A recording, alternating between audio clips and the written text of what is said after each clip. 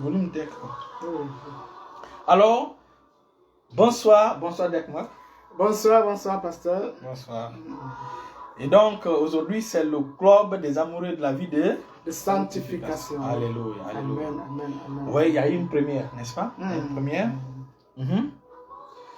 Et nous voulons sincèrement remercier notre sœur Madeleine Luduc. Elle a fait vraiment un acte spécial. Ah oui. Elle a envoyé sa dîme depuis la Suisse pour soutenir cette plateforme de l'école de la foi. Il faut apprécier, c'est un acte à apprécier. Un acte à encourager. À encourager, bien sûr, à encourager. Donc, comme tu l'as dit, on a besoin de... Nous avons besoin de matériel, surtout de Bienvenue caméras. à tous ceux qui nous regardent. C'est le club des amoureux de la sanctification. Nous avons besoin de caméras pour rendre l'image plus propre. Aussi, la connexion, si vous remarquez, généralement dans le direct, il arrive que la connexion soit coupée et que nous soyons obligés de reprendre. Donc, c'est vraiment un acte à encourager. Et vraiment que le Seigneur la bénisse beaucoup. Nous donne le centuple au nom de Jésus. Amen. En fait, c'est un acte de foi. Oui. Et le Seigneur aime la foi. Moi, je sais que le Seigneur est fidèle. Le Seigneur va l'élever. Le Seigneur va lui montrer une autre facette de sa gloire financière dans sa vie au nom de Jésus. Amen. Une autre facette de sa gloire dans toutes les dimensions de sa vie au nom de Jésus. Amen. Elle est servante de l'Éternel. Et en s'aimant comme ça, le Seigneur vraiment va se souvenir d'elle, se souvenir de son ministère, surtout de son ministère en Afrique. Bienvenue ma fille. Alors, donc c'est ça. Alors, aujourd'hui, nous revenons sur notre étude, c'est-à-dire l'offense. L'offense qui est l'arme de Satan pour frustrer les enfants de Dieu. Voilà, l'offense, l'arme de Satan. Oui, tout à fait. On avait repris. Voilà, on avait repris, ma fille, Et donc, nous profitons, comme nous avons dit, nous avons profité de l'occasion pour vous remercier pour la dîme apportée à l'école de la foi, à cette plateforme. Que le Seigneur vous bénisse puissamment, ma fille Madeleine Leduc. Que le Seigneur vous bénisse puissamment, j'ai reçu. Et vraiment, nous sommes contents et joyeux. Amen. Ça nous a vraiment aidé et que le Seigneur vous bénisse surabondamment par l'onction du Saint-Esprit au nom puissant de Jésus. Il y en a dit aussi qui regardent. Amen. Et donc, c'est ça. C'est ça. Merci. Alléluia. Gloire à Dieu. Alors, donc on commence déjà sur l'offense. Ça, c'est le message que ma fille m'a envoyé, ma fille Madeleine Leduc m'a envoyé. Donc, nous allons continuer sur ce message. L'offense, l'arme cachée de Satan. Exactement, c'est ce que nous avons dit la fois dernière, que l'offense, Satan utilise les offenses pour nous frustrer. En fait, ce n'est pas Satan qui nous offense directement, mais quand nous sommes offensés, Satan profite de cela pour nous frustrer lorsque nous décidons de garder cette offense en nous. Et comme vous l'avez précisé, la fois dernière, notre sœur Madeleine Luduc a vraiment fait une étude intéressante que nous avons le plaisir de lire ici sur cette plateforme. Le titre c'est l'offense, l'arme cachée de Satan. Je vais le lire. L'offense est une arme de pollution redoutable que Satan utilise tous les jours pour agresser l'âme ou encore le cœur des hommes. L'offense est un outil de Satan qui passe par la chair. C'est-à-dire que tu entends ce que tu entends, ce que tu vois, ce que tu touches, tu goûtes. Il y a une information qui va venir des 5 sens, qui va te qui va te déplaire et qui va te pousser à pécher. L'offense, l'arme redoutable de Satan qui s'appuie sur son allié, qui est la chair. Merci. Santé à vous deux. De l'âme de Satan qui s'appuie sur la chair pour envoyer une information à ton âme, pour blesser ton âme, la faire saigner, la briser, la fracasser, et finalement te pousser à pécher. Les 3 choses nous maintiennent dans l'offense. Et parmi les trois choses, lorsque nous nous focalisons sur la blessure. C'est ça. Lorsqu'on se concentre, lorsqu'on on se focalise, comme elle a dit, sur la blessure ou la peur du jugement de l'autre, le regard des autres. C'est sur Christ nous devons nous focaliser et non sur les offenses. Exactement. Sur Christ nous devons nous focaliser. Sur sa croix nous devons nous focaliser. Exactement. Et sa croix est un message puissant. Le pardon. Le pardon. Exactement. L'amour, le pardon. L'amour, le pardon. Donc, en troisième position, les choses qui nous maintiennent prisonniers de l'offense, l'absence de remise en question personnelle. Peu importe qu'on ait raison, peu importe qu'on ait, donc c'est à nous de décider d'avoir une disposition de cœur. Comme vous l'avez bien dit la fois passée, il faut créer un compte bancaire. Ah oui, moi j'ai un compte bien rempli. Bien rempli. Voilà pourquoi je suis tranquille. Et toujours joyeux. Joyeux. Vous ne me verrez jamais dire qu'avec tel je ne parle pas. Non, non, non. Moi, d'ailleurs, même, fais-moi du mal, je vais te pardonner. Ça me dit absolument rien. Et mes enfants ont témoigné, mes enfants ont vu la preuve à l'église. Les enfants ont vu la preuve. Bien sûr, bien sûr. Et en fait, quand on est leader, il faut apprendre à pardonner. Parce qu'on te regarde, la façon dont tu agis, la façon dont tu fais les choses. Donc si tu es quelqu'un qui garde les choses dans son cœur, tes enfants aussi vont se calquer à ton image. Exactement. C'est pourquoi moi, peu importe ce que la personne me fera, à la même seconde, moi je le pardonne. C'est comme ça. Voilà pourquoi j'ai ce compte bancaire de pardon que chacun peut retirer, faire un retrait à tout moment. Exactement. Exactement. Je continue. L'offense naît lorsqu'une personne te choque, te blesse, te scandalise, comme nous l'avons dit au départ. Lorsqu'un collègue, un ami ou ton mari ou ta femme. Ta femme, oui, ton mari ou ta femme, ton collègue. Ton collègue d'une raison ou d'autre te parle mal. Et que, donc, c'est ça qu'on dit. Bien sûr, bien sûr. Donc, c'est à toi de décider de pardonner. Ce qui est intéressant, c'est que lorsqu'un étranger, celui que tu ne connais pas, t'offense, tu ne gardes pas. Parce que tu ne le connais pas, la personne s'en va, tu l'oublies même, tu oublies même que la personne t'a craché dessus. Mais ce sont les personnes qu'on connaît, et c'est-à-dire les personnes qui sont proches de nous, ce sont eux qui, c'est difficile à les pardonner. Et c'est pas bien. Et elle ajoute quelque chose de très important. L'offense peut s'appuyer uniquement sur l'impression, sur une perception, sur une interprétation erronée. Une interprétation erronée. Je pense que, lui il pense que je suis comme ça. Il pense que je suis fou, il pense que je ne comprends pas, c'est pourquoi il m'a traité. Et en réalité c'est ça, c'est Satan qui parle dans son oreille. Exactement. C'est Satan qui souffle les choses dans son oreille. Il ne me respecte pas, elle ne me respecte pas. Ces préjugés ne sont pas bons. Lorsque tu sens des situations comme ça, le mieux c'est de rapprocher la personne et de lui dire je ne comprends pas, je n'ai pas compris vraiment cette attitude-là. La personne prendra le temps de t'expliquer. Donc c'est comme ça, au lieu de faire des préjugés et de commencer à te morfondre toi. Shalom, shalom, shalom mon fils Bernard. Shalom, shalom, shalom, merci. Elle continue, tout dépend de l'état de ton âme. Tout dépend de l'état de ton âme. Nous sommes confrontés en réalité à l'offense tous les jours. Tous les jours. Et c'est ça. En fait, l'offense, tant que tu vis, tu seras offensé.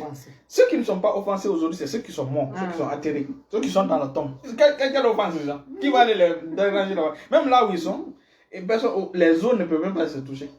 Et même si les eaux se touchent. C'est ça, donc nous sommes confrontés à cette situation. Jour. Amen, amen, amen. Bienvenue, frère Joseph Teloa. Bienvenue. Merci. Soyez, amen. Et comme nous avons dit, l'offense peut être entre frères et sœurs dans l'église, entre mari et femme, collègues de travail, et entre même des églises, des pasteurs, il peut y avoir des offenses. Et quand on se dit offensé et qu'on ne peut pas gérer l'offense, l'offense peut nous détruire. Exactement.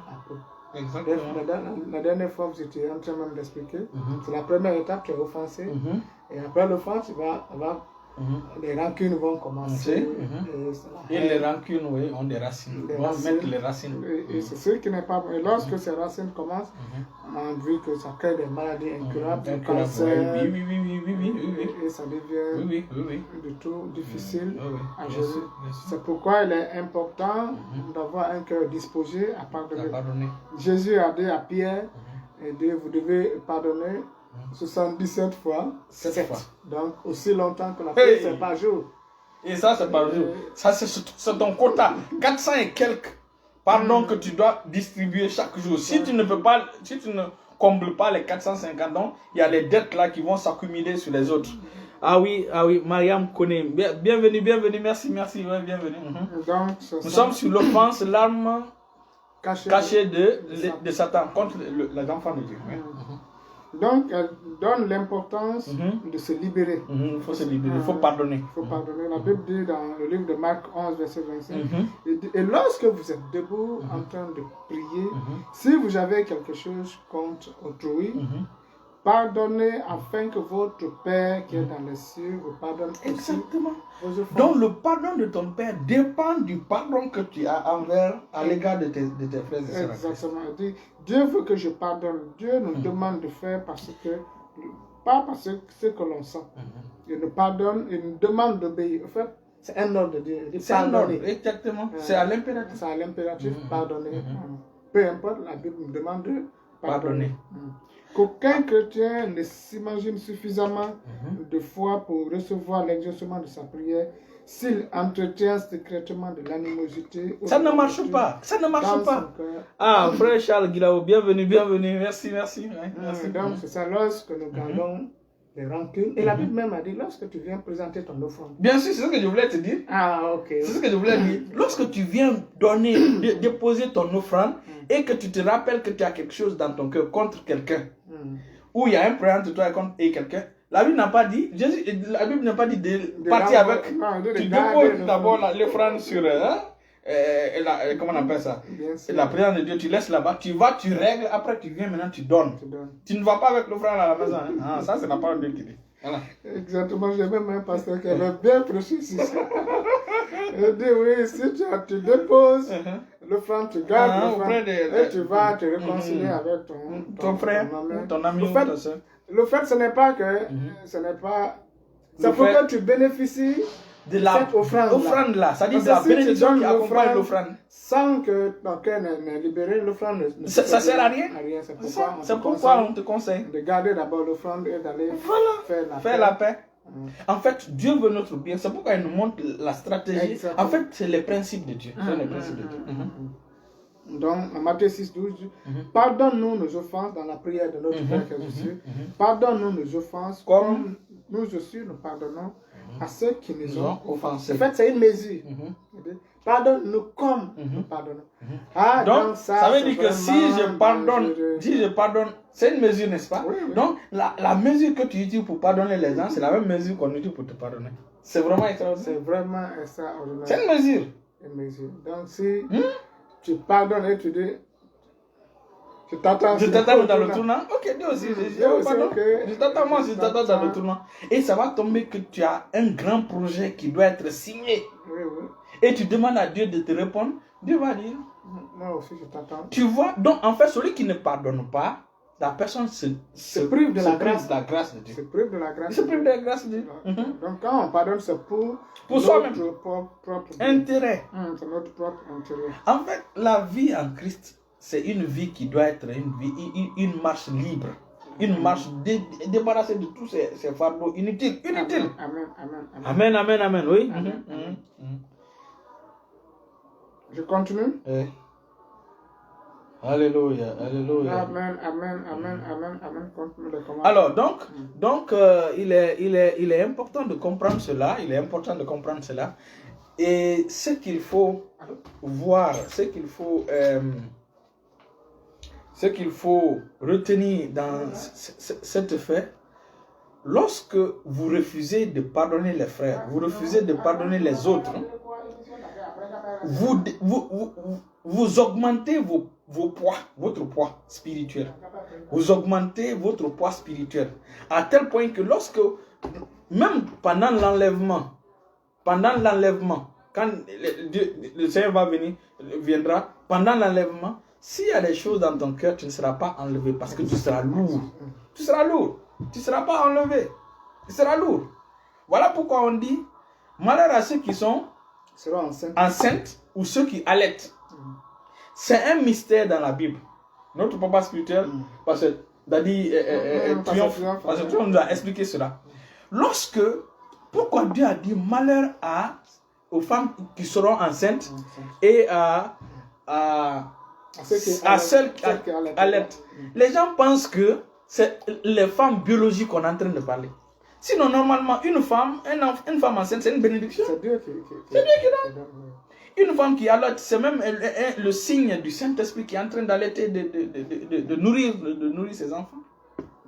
Cela ne pointe pas une femme en réalité. C'est un symbole, c'est juste, on appelle ça, Dieu utilise cela pour nous enseigner. Dieu utilise cela pour nous enseigner. Être enceinte, c'est quoi? C'est garder l'offense des gens, la rancune dans ton cœur. Garder la haine dans ton cœur, c'est ce qui est... C'est de cela qu'on est en train de parler. Donc, lorsque tu gardes la rancune dans ton cœur, tu gardes l'offense dans ton cœur, tu gardes la haine dans ton cœur contre un frère, le manque de pardon, tu deviens enceinte. Tu deviens enceinte. Et lorsque quelqu'un tombe enceinte, forcé, tu dois accoucher. Oui, forcé, tu dois accoucher. C'est la même chose par rapport au péché. C'est la même chose par rapport au péché. Satan ne va jamais te tenter parce que tu n'aimes pas. Il va toujours passer par ce que tu désires. Voilà pourquoi Satan vérifie. Si toi, c'est des femmes que tu aimes, il va te regarder, tu vas désirer les femmes. Et finalement, c'est là, maintenant, il va envoyer des pensées. Finalement, tu seras enceinte de cela. Et finalement, tu vas tomber avec une sœur ou avec un frère. Et là, maintenant, tu as accouché du péché. Et donc, les femmes, donc la haine là, tu es en grossesse spirituelle. Quand tu as la haine, tu es en grossesse spirituelle. Et quand tu continues, finalement, la haine là va accoucher. Et généralement, ça peut être des bagarres dans l'église, ça peut être du clan dans l'église. Et dans l'église, finalement, il y a les clans, il y a 2 clans. Et qu'est-ce qui se passe? Il y a une révélation, gloire à Dieu. Et qu'est-ce qui se passe? C'est là maintenant, quand il y aura les clans, il y aura les divisions dans les églises, c'est là maintenant tu vas commencer à allaiter. Chaque clan va allaiter. Chaque clan va allaiter. Comment on appelle l'amertume là maintenant. Oui. Chaque clan va allaiter l'amertume, nourrir l'amertume, et l'amertume va mettre ses racines. Et là, pour les déraciner, c'est difficile. Et ce qui est dangereux, c'est de cela, Jésus dit, malheur à ceux qui seront enceintes et ceux qui allaitent. Parce que quand on parle de la grossesse spirituelle et de ceux qui allaitent leur rancune, de ceux qui entretiennent, nourrissent leur rancune, l'enlèvement, vous ne serez jamais enlevé. Même si vous avez une bonne voix dans l'église, vous ne serez jamais enlevé. Amen. Ah, c'est bon de savoir. Hein? Amen. On continue toujours la lecture. Lorsque nous retournons aux autres leurs offenses, notre propre offense, nous serons retenus contre nous. Là, c'est ce qu'on vient de dire. Et en Ephésiens 4, verset 25, il dit, ne donnez pas accès au diable. Le diable cherche des droits sur votre vie pour vous frapper. Il cherche des portes ouvertes par lesquelles il peut passer. Et la vie chrétienne consiste à apprendre à fermer ces portes. Il faut fermer les portes. C'est-à-dire tu as la responsabilité de fermer la porte qui est ouverte dans ta vie, la porte que tu as laissée ouverte dans ta vie. L'offense qui n'est pas gérée est une occasion par excellence que l'adversaire peut nous atteindre. Bien sûr. Donc il faut Amen. Il faut laisser tomber. Les offenses, décider de pardonner. L'offense non gérée, non pardonnée donne des droits. Satan, comme l'avons dit, de nous harceler. Devons apprendre à relativiser les choses. Gloire à Dieu. Et ça, c'est bon, je précise, comme je l'avais dit la fois dernière, je prenais l'exemple sur le pasteur Béni, c'est pas s'il nous écoute. Et dis-lui, quand quelqu'un l'offense, il trouve toujours des excuses pour cette personne. Pour cette personne. Peut-être il était énervé, peut-être on l'avait énervé. C'est ça. C'est une façon de relativiser les choses. Donc quand personne te dit, certainement, peut-être que même la personne avait faim. Il avait certainement faim. Oui, parce que quand quelqu'un a faim, il a il y a même un enseignant d'anglais il dit, an hungry man is an angry man. A hungry man is an angry man. C'est-à-dire quelqu'un qui a faim, il est fâché. Donc, il n'a pas donné, hein? Donc, tu ne sais pas ce que la personne peut-être, mais ce n'est pas la raison pour ne pas aussi pardonner. J'ai oublié pour continuer à offenser les gens. comme nous nous situons dans à la place de la personne. Oui, merci. Sinon, en tant qu'enfant de Dieu, nous ne devons pas prendre l'habitude de parler mal aux gens. Ce n'est pas bon. C'est pas bien. Et effectivement, il ne faut pas parler mal aux gens. En réalité, dans la Bible, notre Seigneur nous encourage à parler bien des gens. Même s'ils ont des défauts, parlez du bon côté de ces personnes. Exactement. Parce que la marche avec Christ, c'est une marche de la perfection. C'est le sentier de la justice. Donc, plus vous marchez, plus vous perfectionnez. Parce que nous sommes, il dit, notre homme, pendant que notre homme, comment on appelle ça, depuis notre homme intérieur, grandit. C'est ça. Donc, il faut apprendre, gloire à Dieu. C'est ça.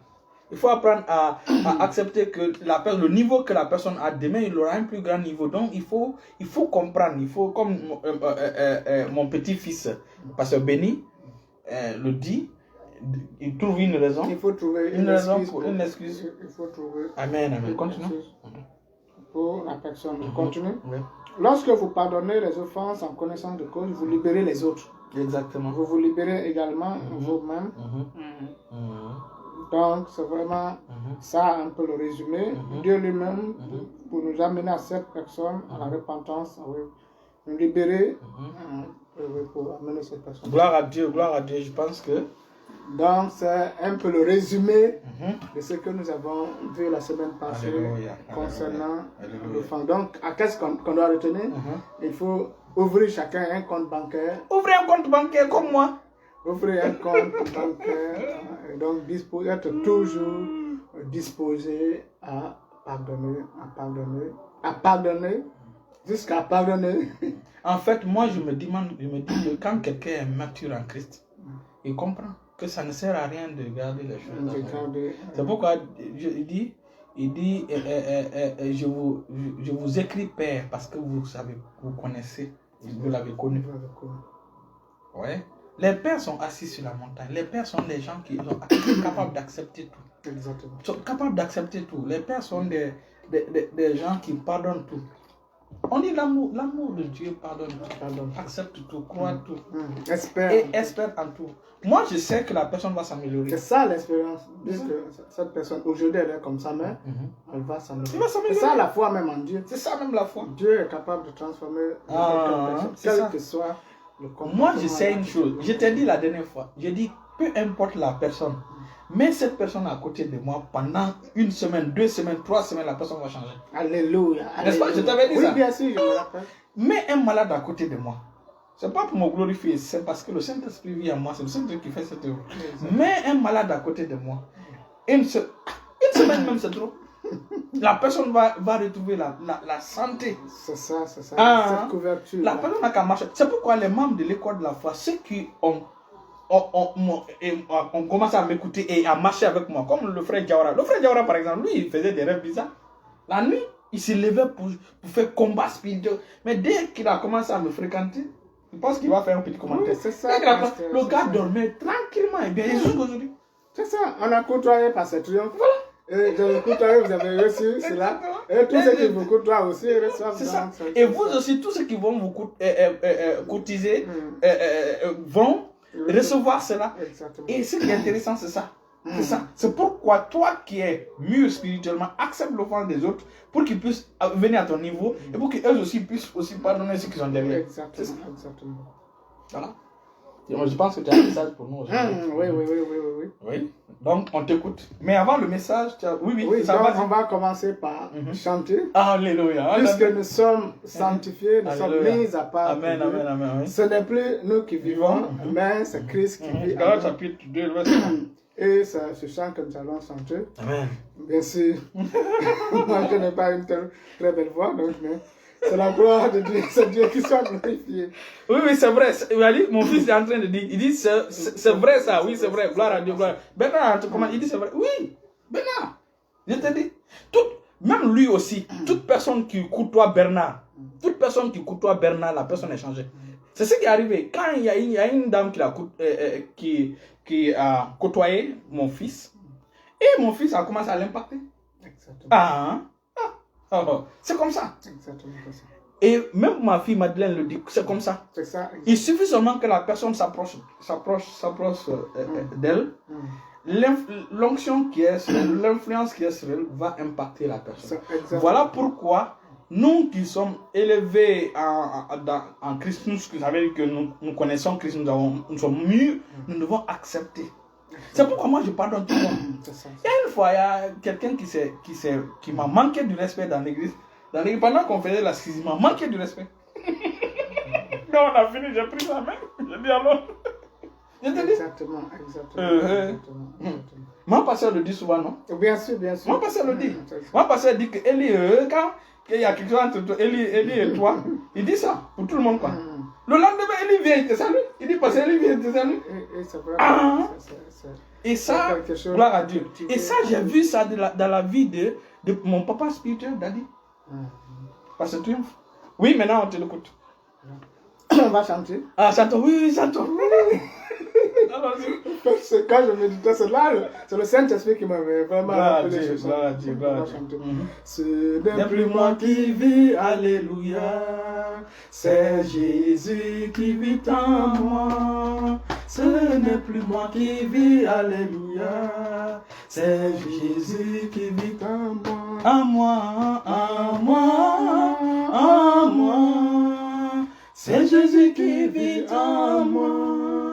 Ce n'est plus moi qui vis, alléluia. C'est Jésus qui vit en moi, en moi, en moi, en moi. C'est Jésus qui vit en moi. Ce n'est plus moi qui vis, alléluia. C'est Jésus qui vit en moi. Ce n'est plus moi qui vis, alléluia. C'est Jésus qui vit en moi. Ce n'est plus moi qui vis, alléluia. C'est Jésus qui vit en moi. En moi, en moi. C'est Jésus qui vit en moi. Ce n'est plus moi qui vis, alléluia. C'est Jésus qui vit en moi, en moi, en moi. Merci, chante avec nous. C'est Jésus qui vit en moi. Ce n'est plus moi qui vis, alléluia. C'est Jésus qui vit en moi. Gloire à Dieu. C'est Alléluia. Léonie Torno, nous, ma fille, c'est Léonie Torno, nous suit. Gloire à Dieu, gloire à Dieu. Bienvenue, ma fille. Alors, Alléluia. Faites ce chant, c'est une grande confession.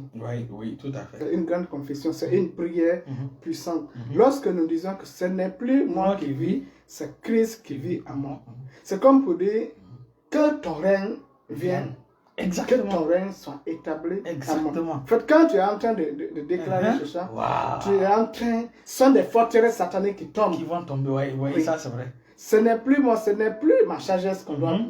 Je ne compte plus sur ma sagesse, je ne compte plus sur mon intelligence, je ne compte plus sur ma capacité, je ne compte plus sur ma force, je ne compte plus sur mon revenu. Mais je compte sur la grâce de Dieu, je compte sur la puissance de Dieu, je compte sur la bonté de Dieu, je compte sur l'amour de Dieu. Ce n'est plus moi qui vis. Alléluia. Donc c'est vraiment une confession. Ça c'est fort, ça c'est fort. Chaque enfant de Dieu ça doit chanter cela. Et quand tu chantes cela, Satan même est effrayé. Il est effrayé. Satan a les mots de tête. Lui, il comprend qui il est. Qui il est en Christ. Il comprend qui il est. Et c'est ça la sanctification. Exactement. Nous sommes mis à part pour Dieu. Notre vie est pour Dieu et pour la gloire de Dieu. Alléluia. Amen. Donc nous allons lire le livre. Merci ma fille. Le 2 Corinthiens 5, verset 20. Je vais lire. Ok. 2 Corinthiens 5. 2 Corinthiens chapitre 5. Je lis dans le nom puissant de Jésus. Alors, verset 20. Alors, il dit, nous faisons donc les fonctions d'ambassadeurs pour Christ, comme si Dieu exhortait par nous. Nous vous en supplions au nom de Jésus, soyez réconciliés avec Dieu. Amen. Amen. La Bible dit que nous faisons donc les fonctions d'ambassadeurs. Pour que je crois que vous aurez beaucoup de choses à dire par rapport à ça. Lorsqu'on dit qu'on est ambassadeur pour Christ, est-ce que l'ambassadeur parle pour lui-même? Non. Il parle pour le pays qu'il a envoyé. Il parle pour le pays qu'il a envoyé. Tout à fait. L'ambassadeur parle pour le pays qu'il a envoyé. L'ambassadeur exerce sa fonction qu'il a reçue. N'est-ce pas? Et il vit selon les lois du pays qu'il a envoyé. Les lois. Et c'est pourquoi même l'ambassade est un territoire du pays. Du pays d'origine. Oui. L'ambassade des États-Unis en Guinée. L'ambassade des États-Unis en Guinée ne fait pas partie du territoire. Non. La dernière fois, quand je marchais là-bas, je suis venu à côté. Ils m'ont dit non, de partir de l'autre côté. Et pourtant, dans les années 99, j'habitais à côté là-bas. Je marchais là-bas tranquillement. Mais dès qu'ils ont bâti l'ambassade, quand je passais, ils m'ont dit non. On ne passe pas. Les gars, à toi de prendre des photos. Là-bas, photo. Un jour, je suis rentré à l'ambassade des États-Unis. On est rentré avec le frère Joël pour demander quelque chose. On m'a dit d'éteindre mon téléphone avant de rentrer. Je n'ai pas éteint. Quand je suis rentré, c'est eux-mêmes qui ont éteint mon téléphone, sans toucher. Wow. Mon téléphone a eu des problèmes pendant 2 semaines. Pour dire combien de Et fois. ça prouve que si un inconnu rentre dans l'ambassade de Christ, non. Son réseau est perdu. Continue. Mais j'ai écouté un homme de Dieu qui dit que l'enfant de Dieu, le juste, est une portion du ciel sur la terre. Oui, c'est ça, nous sommes le domaine de Dieu. Lorsque l'enfant de Dieu se déplace, il déplace avec. C'est comme c'est Dieu qui se déplace. C'est ça, c'est Dieu. Puisque il est l'habitation de Dieu. Donc lorsque tu viens quelque part, c'est Christ qui est là, c'est Dieu qui est là. Donc c'est cette conscience que nous devons développer. Amen.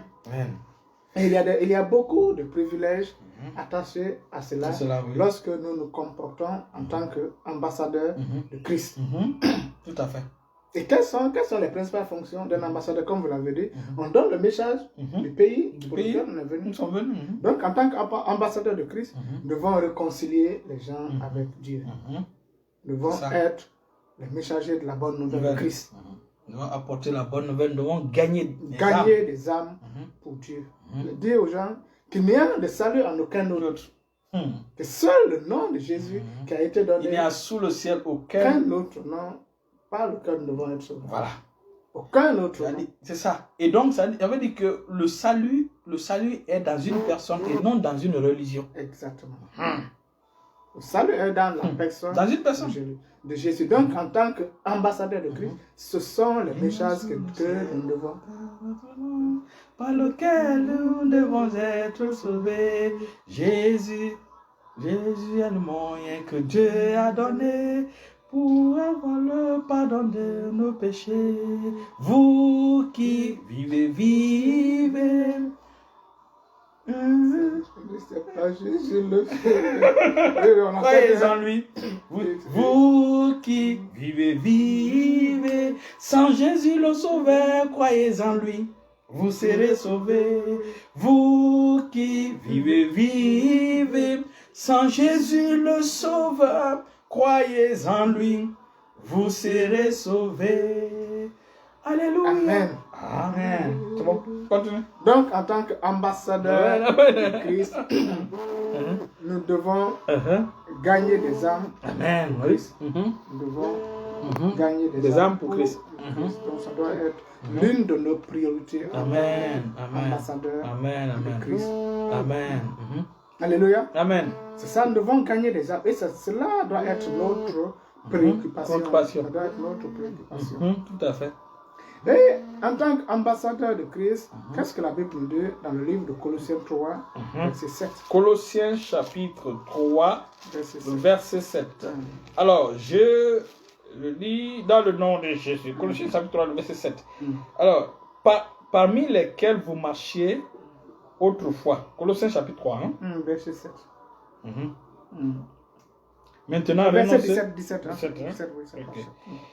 Et quoi que vous fassiez en parole ou en œuvre, faites tout au nom du Seigneur Jésus en rendant les actions de Dieu. Et quoi que en tant qu'ambassadeur de Christ, quoi que vous fassiez, vous devez le faire au nom de Jésus. Et ce verset donne à réfléchir. Donc, aujourd'hui, oui, amen. Lorsque je vous salue, je vous salue au nom de Jésus. N'est-ce pas? Oui. Donc, si je vous offense, c'est que je vous ai offensé au nom. Et ça, c'est pas bien. Et ça, c'est utiliser mal le nom de Jésus. Waouh! Quelle révélation! Mal le nom de Jésus. Lorsque tu insultes quelqu'un, donc tu insultes cette personne au nom de Jésus. Oui, oui. Et est-ce que c'est bon? C'est pas bon. Tu es en train de mal représenter le pays qui t'a envoyé. Et donc, c'est cette conscience en tant qu'enfant de Dieu, il faut le développer. Ouais. Lorsque tu vas forniquer, donc tu forniques au nom de Jésus. Et ça, c'est des sacrilèges parce que tu es le temple de Dieu. Tu es le temple de Dieu. Tu es la maison du Saint-Esprit. Tu utilises cette maison pour forniquer. On appelle ça, comment on appelle ça? Profanation. Profanation. Une profanation. Tu es en train de profaner. Ah ouais, même quand tu t'habilles mal. Donc, quand tu t'habilles mal, tu es en train de profaner le corps, le temple du Saint-Esprit. En fait, tout ce que tu fais au nom de Jésus. Et ça, c'est... Donc là, il faut veiller à ce que tu fais. Tout ce que, la Bible dit tout ce que, qu'il soit en parole ou en acte. Lorsque tu insultes quelqu'un, tu l'as insulté au nom de Jésus. Oui, et parce là, que tu es le représentant. Si Jésus sera fier de toi. Ça, c'est dangereux. Là. C'est comme si un ambassadeur venait dans un pays, il va voir un monsieur et dire, ah, mon pays dit qu'il a besoin d'argent, donnez-moi 500 000. Le pays va dire, lui là. En fait, on trouve un ambassadeur en train de violer une fille. Oh, son pays va le rappeler le même jour. Ça c'est clair, Amen, amen, amen, ça c'est clair. Son pays va le rappeler. Et on le démet de ses fonctions. Et parce qu'il incarne une grande autorité. Donc il ne vit pas selon, ce n'est plus. Il représente le pays. Donc c'est ça. Nous représentons le ciel. Nous sommes les représentants de notre patrie, le ciel. Et c'est dans ce sens que la Bible dit que tout ce que vous déclarez, tout ce que vous décidez, le ciel est avec vous. Parce que vous êtes les représentants du ciel. Il dit tout ce que vous lirez, c'est le ciel va vous accompagner. Tout ce que vous délirez, le ciel va vous accompagner. Nous sommes les représentants légitimes. Et Satan le sait. Il le sait. Donc c'est ça la sanctification. C'est ça. La sanctification, nous sommes mis à part pour Dieu. Tout ce que nous faisons doit aller dans ce sens-là. Tout acte que je pose, je le pose au nom de Jésus. Si tu mens au nom de Jésus. C'est pas si toi-même tu vas mentir au nom de Jésus. Non. Donc que Dieu m'en garde. C'est ça que Dieu m'en garde. Passer des erreurs. Oui. God forbid. C'est vrai quand même. C'est pourquoi les enfants de Dieu doivent méditer sur la parole. Doivent méditer. Avant de parler, oui. Est-ce que ce que je dis là, parce que je le dis au nom de Jésus. Et c'est pourquoi même notre prière, on vient, on dit, tout ce que nous disons, on le dit au nom de Jésus. Et là, Dieu nous exauce. Ouais, merci. Ah ouais, le Saint-Esprit m'a repris sur un vêtement que j'ai porté. Il m'a dit, ma fille va changer. Tu vois? Exactement. Tu as vu? Elle écoute, elle entend la voix du Saint-Esprit. C'est extraordinaire. Gloire à Dieu. Merci pour le témoignage. C'est PowerPoint. Gloire à Dieu. Comme je disais, je ne sais pas si c'est sur ce plateau que j'avais dit. Lorsque je travaillais en Guinée dans une société là, il y avait un monsieur qui aimait me dire que je suis son beau. Je dis, comment je suis tombé? Je dis, je ne suis pas tombé. Il dit, non, j'ai une sœur chrétienne, je sors avec une sœur chrétienne. Tu vois, il dit, je sors avec, donc je suis ton beau. Non, attends, je cache mon visage. Donc, vous voyez comment cela est frustrant. Donc, elle devient une mauvaise ambassadrice. Une mauvaise ambassadrice. Elle doit même. De Dieu. Et on devait même la rappeler. Et quand on dit rappeler, vous savez. Quand on doit se rappeler, c'est dangereux. C'est dangereux. Non, elle a besoin de repentance. En tant qu'enfant de Dieu, en tant que c'est vrai, on n'est pas parfait. La sanctification nous mène à la perfection. C'est le chemin qu'on suit pour arriver à la sainteté. N'est-ce pas? C'est le chemin de la perfection. Jésus dit, soyez parfaits comme votre Père céleste est parfait. C'est notre objectif. C'est ça, c'est l'objectif. Et donc, si toi tu laisses cela, tu te mêles. On dit, un soldat ne se mêle pas des affaires civiles. Exactement. Tu es là en tant que soldat de Christ. Pourquoi tu te mêles des affaires civiles, des affaires de ce monde? Exactement. Donc, en tant qu'enfants de Dieu, nous devons veiller à ce. Tout ce que nous faisons au nom de Jésus. Si tu sais que tu ne peux pas mentir au nom de Jésus, ne mens pas.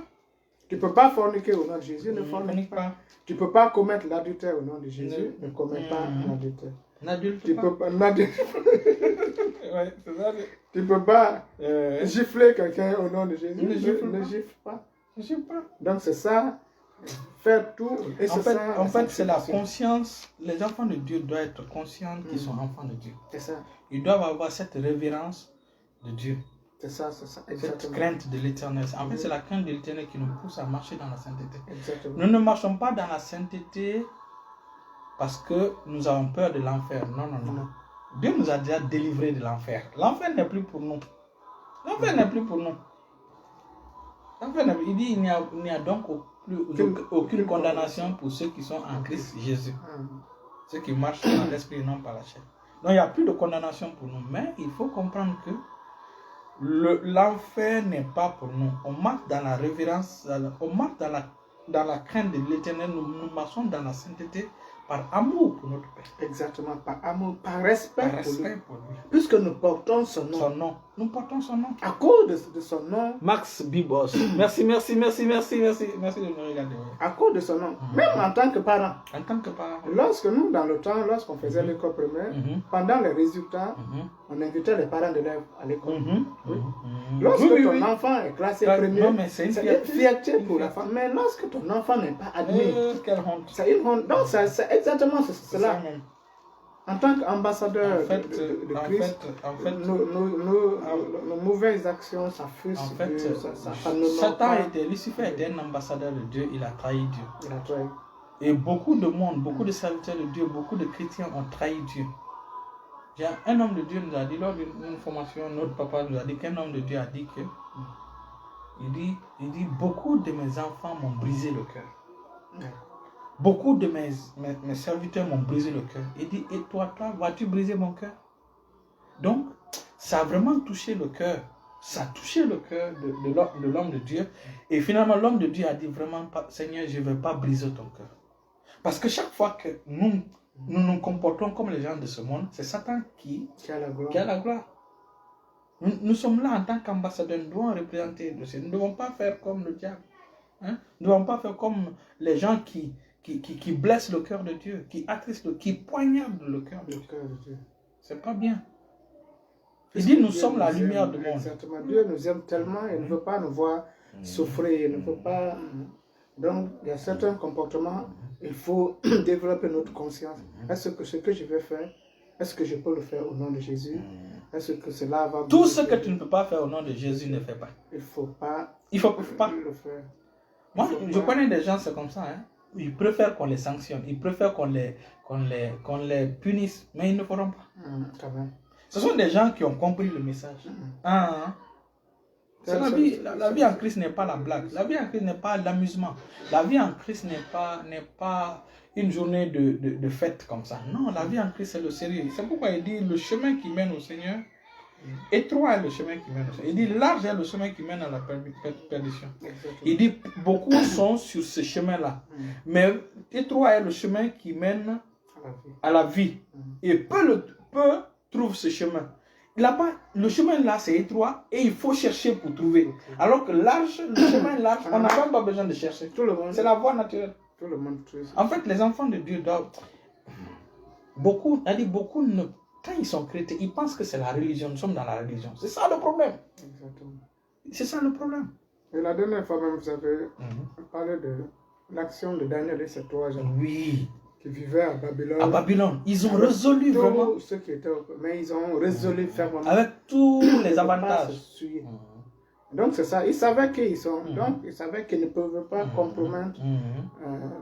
Ils ne pouvaient pas. Il faut relire l'histoire de Daniel et apprendre les leçons de la vie de Daniel, de Shadrach, de Meshach, d'Abednego. Exactement. En fait, ce sont des gens qui nous donnent des défis. En fait. Quand ils étudient leur vie, ils n'avaient pas le Saint-Esprit. Regarde leur consécration. Le niveau de consécration qu'ils ont eu. Donc, on va lire un dernier verset. Ça, c'est en Romains 6, verset 19. Romains chapitre 6, verset 19. Je lis dans le nom de Jésus. Waouh. Verset 19. Il dit, je parle à la manière des hommes, à cause de la faiblesse de votre chair. De même donc que vous, de même donc que vous avez livré vos membres comme esclaves à l'impudicité et à l'iniquité pour arriver à l'iniquité. Ainsi maintenant livrez vos membres comme esclaves à la justice pour arriver à la sainteté. C'est moi, je suis habitué à lui second. Je connais ce truc. Alors, c'est ça. Et dit autrefois, c'est ça. Et dit autrefois, vous prenez votre main pour faire des bêtises avec. Maintenant que vous êtes en Christ, utilisez cette même main pour faire du bien. Pour faire des actes de justice. C'est ça. Si tu sais que tu ne t'appartiens pas, tu appartiens au Seigneur, tu ne vas pas faire n'importe quoi. Exactement, c'est ça. Donc, c'est comme on dit, la repentance, un changement de direction. De direction, de cap carrément. Si tu allais au nord, tu vas au sud. Si tu allais à l'est, tu dois aller à l'ouest. C'est comme ça, tu dois carrément faire demi-tour. Puisque la Bible dit que nous ne nous appartenons plus à nous-mêmes. C'est ça, il faut que les enfants de Dieu comprennent ça. Nous n'appartenons pas plus à nous-mêmes. Glorifiez Dieu dans votre corps et dans votre esprit qui appartient à Dieu. Donc c'est ça. À partir du moment où on n'appartient plus, donc notre main ne doit pas être utilisée pour la gloire de Satan. Et Jésus va même dire que si c'est ta main qui te fait tomber, coupe. Imagine la même personne qui est morte pour toi sur la croix, il te dit si c'est ta main qui t'empêche de rentrer dans la gloire, coupe. Alléluia, avec Dieu c'est du sérieux. On ne joue pas avec Dieu. Il mérite la révérence de ses enfants. Par la sanctification de son Fils Jésus-Christ, il nous a montré de quel amour suprême il nous aime. Il nous a aimés. Il nous a aimés. Ayons crainte de Dieu. Affichez plus. Ayons crainte de Dieu. De quel amour suprême il nous a aimés. Ayons la crainte de Dieu. Ok, c'est ça. Donc, c'est cela. Nous devons utiliser notre corps, tout ce qui est corps, pour glorifier notre Père Céleste. Exactement.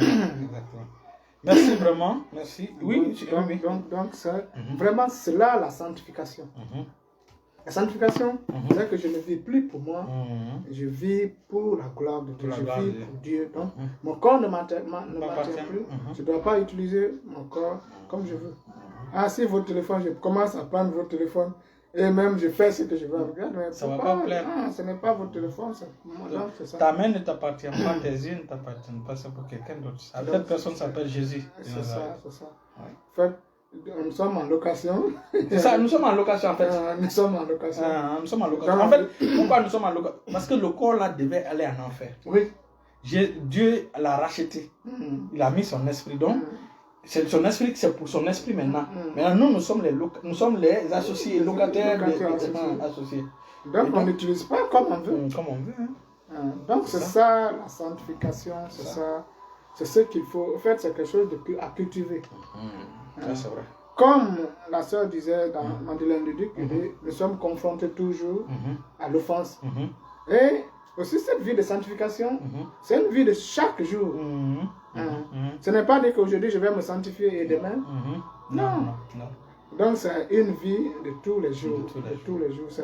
C'est un combat résolu que même la Bible dit que nous avons déjà gagné d'avance. Donc, nous sommes plus que vainqueurs. Il faut disposer. Un plus de vainqueurs maintient ce titre jusqu'à la fin. Exactement. Alléluia. Parce que nous avons, il dit, je puis tout par celui qui me fortifie. Alléluia. Amen. On ne marche pas dans la sainteté par notre propre force. On marche dans la sainteté par la puissance du Saint-Esprit, par la grâce que le Saint-Esprit nous donne. Et c'est la raison pour laquelle nous devons assujettir notre corps, notre être au Seigneur, au Saint-Esprit. Exactement. Alors, je pense que nous sommes à la fin. Nous sommes à la fin, bien sûr. Alors, maintenant, pour ceux qui veulent recevoir Christ, pour ceux qui ont écouté ces messages et qui ont été touchés et qui voient que vraiment leur vie ne plaît pas au Seigneur, tu dois reconsacrer ta vie au Seigneur. C'est pas compliqué. Tu dis, Seigneur, j'ai écouté ces messages, pardonne-moi. J'ai compris que la route que j'avais prise, le chemin que j'ai pris, c'est pas bien. Seigneur, pardonne-moi.